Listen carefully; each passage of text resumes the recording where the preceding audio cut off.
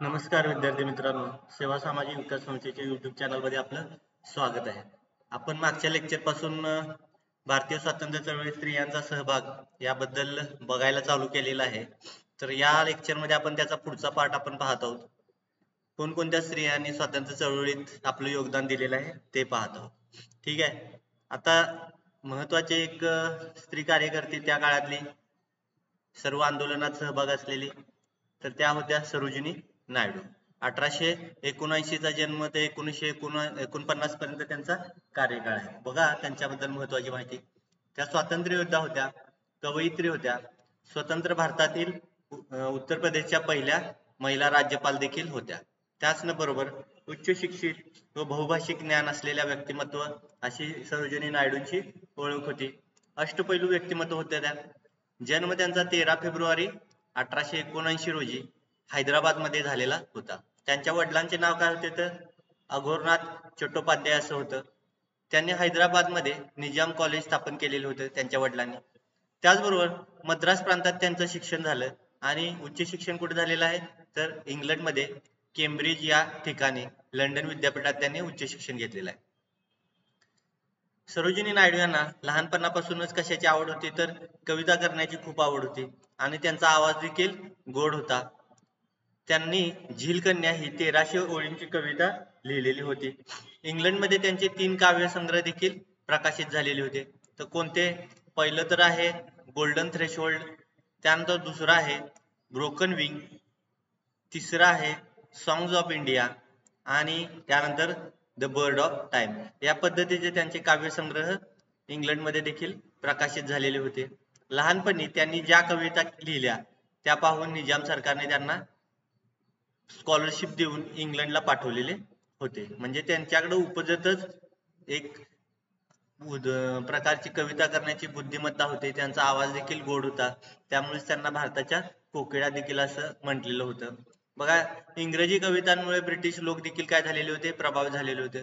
त्यांच्या गोड आवाजामुळे त्यांना भारताची कोकिळा असे म्हटलेले होते. कोणी तर गांधीजी आणि रवींद्रनाथ टागोरांनी त्यांना ती उपाधी दिलेली होती. आता त्यांचे अजूनही काही काव्यसंग्रह फार गाजलेले आहेत. कोणते तर songs of spring, the time temple, त्याचबरोबर songs of love and death, त्याबरोबर ट्रॅव्हलर्स सॉंग्स या पद्धतीचे त्यांचे काव्यसंग्रह गाजलेले होते. त्यांचा प्रसिद्ध क्रिकेट खेळाडू सी.के. नायडूंच्या बरोबर नंतर विवाह झालेला होता. इसवी सन 1919 पासूनच त्या स्वातंत्र्य आंदोलनात उतरलेल्या होत्या. त्याचबरोबर जालियनवाला बाग हत्याकांडाचा निषेध म्हणून सरोजिनी नायडूंनी इसवी सन 1908 मध्ये सुवर्ण पदकासह मिळालेली कैसरी हिंद ही पदवी काय केली, परत दिलेली होती. आपण बघितलेलं होतं जालियनवाला बाग हत्याकांड ज्यावेळेस घडलं त्यावेळेस गांधीजींनी अनेक जणांना आवाहन केले होते की सरकारने दिलेली पदव्या परत केल्या जाव्यात. त्याला अनुसरूनच सरोजिनी नायडू यांनी ते सुवर्ण पदक आणि कैसरी हिंद ही पदवी सरकारला परत दिली. त्यानंतर महात्मा गांधीजींच्या नेतृत्वाखाली मिठाच्या सत्याग्रहात त्यांनी भाग घेतला. आपण बघितलेला आहे धारासणाचा जो सत्याग्रह झालेला मिठाचा तो सरोजिनी नायडू यांच्याच नेतृत्वाखाली झालेला होता. त्यांची देशसेवा योग्यता पाहूनच काँग्रेसने त्यांना अध्यक्षपदी निवडलेले होते. त्यानंतर 1925 च्या कानपूर येथील भारतीय राष्ट्रीय काँग्रेसच्या त्या अध्यक्षा होत्या. गांधीजी व सरोजिनी नायडू यांची पहिली भेट 1914 मध्ये लंडन मध्ये झालेली होती. दक्षिण आफ्रिकेत गांधीजींच्या सहयोगी म्हणून त्यांनी काम केलेलं होतं. अमेरिका व आफ्रिकेत जाऊन भारतीय स्वातंत्र्याच्या संदर्भात त्यांनी मोठी जागृती केलेली होती. म्हणजे भारताच्या बद्दलची जाणीव जागृती त्यांनी कुठे कुठे केलेली आहे, अमेरिका आणि आफ्रिकेमध्ये केलेली आहे. त्या स्त्री स्वातंत्र्याच्या पुरस्कर्त्या देखील होत्या. अखिल भारतीय महिला परिषदेशी त्यांचा संपर्क देखील होता. म्हणजे महिलांच्या संदर्भात जेवढी कार्य होती त्या सगळ्यामध्ये त्यांचा सहभाग होता. 1947 मध्ये आशियाई राष्ट्र परिषदेच्या त्या अध्यक्ष झालेल्या होत्या. संयुक्त प्रांताच्या पहिल्या स्त्री राज्यपाल होण्याचा मान त्यांना मिळालेला होता. त्या श्रेष्ठ मानववादी देखील होत्या. हिंदू मुस्लिम ऐक्याच्या त्या पुरस्कर्त्या होत्या. हिंदू मुस्लिम ही भारत मातेची 2 लेकरे आहेत या पद्धतीचे त्यांचं विचार होते. त्यासाठी त्या दोघांमध्ये ऐक्य आणि सलोखा असणं गरजेचं आहे असं वारंवार सांगत होते. म्हणजे भारताची जर स्वातंत्र्य चळवळ आपल्याला जोमाने चालवायची असेल तर त्यासाठी हिंदू मुस्लिम हे दोन्ही घटक एकत्र असणं गरजेचं आहे. या पद्धतीचं त्यांचं विचारसरणी होती. त्यानंतर 12 मार्च 1930 रोजी दांडी यात्रेस प्रारंभ झाला आणि 6 एप्रिल 1930 रोजी दांडी यात्रा संपली. दांडी यात्रेच्या शेवटच्या दिवशी सरोजिनी नायडू दांडी यात्रेत सहभागी झालेल्या होत्या. मिठाच्या सत्याग्रहात सहभागी होणाऱ्या त्या पहिल्या महिला होत्या. पूर्ण भारतामध्ये मिठाच्या सत्याग्रह जो झाला त्यामध्ये पहिली महिला या होत्या सहभागी होणाऱ्या. त्यानंतर मात्र अनेक स्त्रिया मिठाच्या सत्याग्रह करून कायदा मोडण्यासाठी रस्त्यावर आलेल्या दिसतात. इसवी सन 1942च्या छोडो भारत चळवळीत त्या सामील झालेल्या होत्या. त्यानंतर 2 ऑगस्ट 1942 रोजी हैदराबादेत महिलांच्या सत्याग्रह चळवळीचे नेतृत्व त्यांनी केलेले आहे. तेव्हा ब्रिटिशांनी त्यांना अटक केली व पुण्यात आगा खान पॅलेस येथे ठेवले. उत्तर प्रदेशच्या राज्यपाल असतानाच 2 मार्च 1949 रोजी त्यांचे निधन झालेले आहे. तर या पॉइंट मध्ये आपण सरोजिनी नायडू यांच्याबद्दल गोष्टी बघितलेल्या आहेत. परीक्षेमध्ये तुम्हाला अशा बऱ्याच स्त्रिया असतील किंवा इतर क्रांतिकारक असतील याच्याबद्दल माहिती विचारलेली असते. त्यामुळे हे घटक देखील अभ्यासणं आपल्यासाठी महत्वाचं आहे. त्यानंतर महत्वाच्या दुसऱ्या स्त्री कार्यकर्त्या येतात त्या डॉक्टर सुशीला नायर. कार्यकाल 1914 ते 2001 च्या दरम्यान.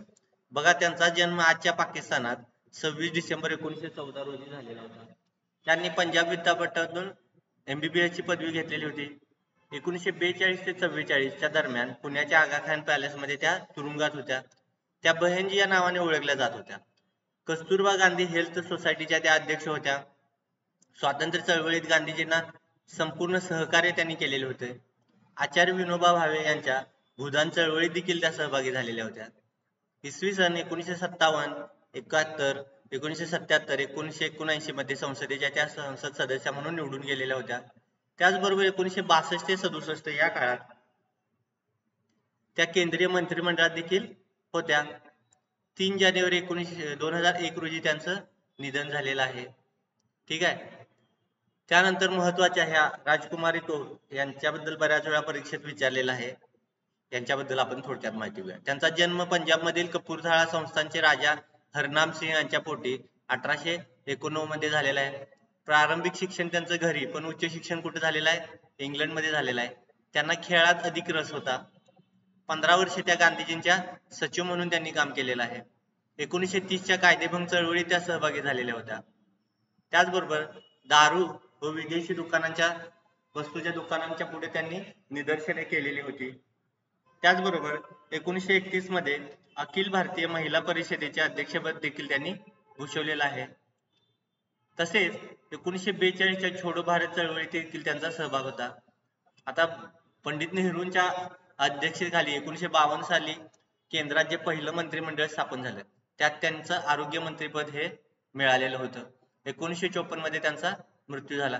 म्हणजे भारताच्या पहिल्या आरोग्य मंत्री म्हणून त्यांना पद मिळालेलं होतं. ठीक आहे. त्यानंतरच्या येतात प्रेमा कंटक. 1907 ते 1985 च्या दरम्यानचा कार्यकाळ. बघा 1932 च्या सविनय कायदेभंगाच्या चळवळीत त्यांचा सहभाग होता. 1939 मध्ये प्रेमा कंटक यांनी गांधीजींच्या वासनेवरती नियंत्रण मिळवण्यासाठी केलेल्या झगड्याविषयीचा पत्रव्यवहार त्यांच्या संमतीने प्रसिद्ध केलेला होता. तेव्हा गांधींवर जास्त टीका झाली. सत्याग्रही महाराष्ट्र या ग्रंथाच्या त्या लेखिका होत्या. गांधीवादी म्हणून त्या ओळखल्या जात. तसेच गांधींच्या आश्रमातच त्या राहत होत्या. ठीक आहे. हे झालं प्रेमा कंटक यांच्याबद्दल थोडक्यामध्ये. त्यानंतर येतात हंसाबेन जीवराज मेहता.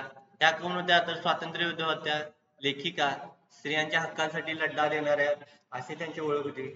त्यांनी ऑनररी मॅजिस्ट्रेट पदाचा राजीनामा देऊन सत्याग्रह आंदोलनात भाग घेतलेला होता सविनय कायदेभंगाच्या 1930 ते 31 च्या दरम्यान. त्यानंतर येतात दास कुटुंबातील स्त्रिया. देशबंधू चित्तरंजन दास हे आपल्या सगळ्यांच्या परिचित आहे. यांच्या कुटुंबातील स्त्रियांना खादीची विक्री केली म्हणून अटक केल्याची वार्ता गांधीजींच्या कानी पडली. गांधीजींच्या उत्साहाला उधाण आले होते. चित्तरंजन दास यांची विधवा भगिनी उर्मिला देवी, त्यांची बायको वासंती देवी, भाची सुनीती देवी या तिघीही खादीच्या विक्री चळवळीत सहभागी झालेल्या होत्या. त्यांना अटक झाली तेव्हा जमावाने निदर्शने करून त्यांना सोडवले. ठीक आहे. त्यानंतर येतात उर्मिला देवी. बंगालमध्ये उर्मिला देवी व अन्य महिलांनी नारी सत्याग्रह समिती स्थापन केलेली होती. तिच्या मार्फत सत्याग्रह केला. इसवी सन 1920 ते 21 मध्ये वासंती देवी दास यांची बंगाल प्रांतिक काँग्रेसच्या अध्यक्षपदी निवड झालेली होती. हे झालं उर्मिला देवी यांच्याबाबत. त्यानंतर येतात महत्वाच्या उषा मेहता. यामध्ये कसं आहे, इतक्या सगळ्या व्यक्ती क्रांतिकारक सगळ्याच आपल्या लक्षात राहतील असं नाही आहे, पण जे जे महत्वाच्या व्यक्ती आहेत त्यांच्याबद्दल आपल्याला माहिती असणं गरजेचंच आहे. उषा मेहता 1920 ते 2000च्या दरम्यान त्यांचा कार्यकाळ येतो. बघा, काँग्रेस समाजवादी पार्टीच्या उषा मेहता यांचे नाव 1942च्या छोड भारत चळवळीच्या काळात गुप्त रेडिओ केंद्रामुळे प्रसिद्ध आले. 14 ऑगस्ट 1942 ला मुंबईत हे केंद्र सुरू झाले होते. दर 15 दिवसांनी जागा बदलत जनतेला संदेश देण्याचे काम या केंद्राने केले. कारण काय, एकाच ठिकाणी राहिलं केंद्र तर ते पकडले जाण्याची भीती होती. त्यातच उषा मेहता आणि त्यांचा जो ग्रुप होता, संघ होता, तो भूमिगत चळवळीत कार्य करत होता. त्यामुळे त्यांना ते जागा बदलणं भाग होतं. 1942च्या लढ्याची माहिती डॉक्टर लोहिया व अरुण असफ अली यांची भाषणे व संदेश याच रेडिओ केंद्राने जनतेला दिले. पण पोलिसांनी छापा टाकून हे केंद्र काय केलेलं होतं, पकडलेलं होतं. उषा मेहता यांना 4 वर्षाची कैद झालेली होती. त्यानंतर मुंबई विद्यापीठाच्या राज्यशास्त्र विभागात त्या प्राध्यापिका देखील होत्या. आता त्यांनी काही प्रसिद्ध असे ग्रंथ लिहिलेले आहेत. बघा कोणते. पहिला आहे गव्हर्नमेंट अँड गव्हर्न, दुसरा आहे काँग्रेस रेडिओ स्पीकिंग, तिसरा आहे गांधीजीज कॉन्ट्रीब्युशन टू इमॅन्सिपेशन, आणि त्यानंतर गांधीजीच्या हरिजन या पत्राचे काम हे देखील त्यांनी काही काळ पाहिलेले होते. त्या पद्मभूषण पुरस्काराच्या मानकरी देखील होत्या. इसवी सन 2000 मध्ये त्यांचे निधन झाले. त्यानंतर येतात महत्वाच्या कस्तुरबा गांधी. बघा, गांधीजींच्या पेक्षा 6 महिन्यांनी त्या मोठ्या होत्या. 13व्या वर्षी त्यांचा विवाह झालेला होता गांधीजींच्या बरोबर. इसवी सन 1920 मध्ये गांधीजींनी शाळा कॉलेजवर बहिष्कार, विधिमंडळावर, न्यायालयावर बहिष्कार, विदेशी वस्तू व विदेशी कापड दुकानांवर बहिष्कार टाकण्याचे आवाहन केले. तेव्हा गांधीजींच्या पत्नी कस्तुरबा मुंबई व गुजरात प्रांतात आंदोलनात सहभागी झालेल्या होत्या. म्हणजे मुंबई आणि गुजरात प्रांतातल्या काही भागामध्ये त्यांनी आंदोलनामध्ये मदत केली. त्यांच्यासोबत दंडाबहन, दाईबहन, मिठूबहन, मणीबेन, नरहरीबेन परीख, नर्मदाबेन भट्ट यासारख्या महिला देखील सहभागी झालेल्या होत्या. इसवी सन 1930 मध्ये कस्तुरबांच्या नेतृत्वाखाली ठाण्याजवळ कळवे येथे स्त्रियांना सहभागी करून सत्याग्रह केला गेला. अनेकदा तुरुंगवास, गोलमेज परिषदेसाठी त्या गांधीजींबरोबर इंग्लंडला गेलेल्या होत्या. इसवी सन 1942च्या लढ्यातही त्यांचा सहभाग होता. 1944 मध्ये पुण्यात आगाखान पॅलेसमध्ये त्यांचे निधन झालेले आहे. ठीक आहे. त्यानंतर येतात महत्वाच्या अनसुया साराभाई. ठीक आहे. अत्यंत सधन कुटुंबात त्यांचा जन्म झालेला आहे. अंबालाल साराभाई हे मोठे उद्योगपती त्या काळचे होते, जे त्यांचे बंधू होते. पण दुर्दैवी की अनुसया यांचे वैवाहिक जीवन अत्यंत दुःखी गेले. गांधीजींच्या प्रभावामुळे अनुसया साराभाईंनी खादी स्वदेशी प्रचाराबरोबरच हिंदू मुस्लिम ऐक्य असेल आणि अस्पृश्यता निवारण यासारखे उपक्रम राबवलेले होते. त्याचबरोबर त्यांच्यामुळे गुजरातमधील महिला मोठ्या प्रमाणात आंदोलनात जोडल्या गेल्या. डिसेंबर 1921 मध्ये अहमदाबाद येथे भरलेल्या काँग्रेसच्या अधिवेशनात 131 महिलांनी स्वयंसेविका म्हणून काम केले. त्याचे नेतृत्व देखील त्यांनी केलेले होते. ठीक आहे. तर हे झालं आजच्या लेक्चरमध्ये आपण थोडक्यामध्ये स्वातंत्र्य चळवळीत भाग घेतलेल्या विविध महिलांची कामगिरी पाहिलेली आहे. परीक्षेमध्ये एखाद्या ठराविक गोष्टी व्यक्तीबद्दल 3-4 पॉईंट दिलेले असतात आणि त्यातला तुम्हाला मग चुकीचा मुद्दा कोणता हे शोधावं लागतं. त्यामुळे त्या व्यक्तीबद्दल ती माहिती असणं आपल्याला गरजेचं आहे. हा आपला पहिला भाग बघितलेला आहे स्त्रियांचा. त्याच्या पुढच्या लेक्चरमध्ये आपण याचा पुढचा भाग पाहणार आहोत. तर आजच्या पुरतं इतकं. धन्यवाद.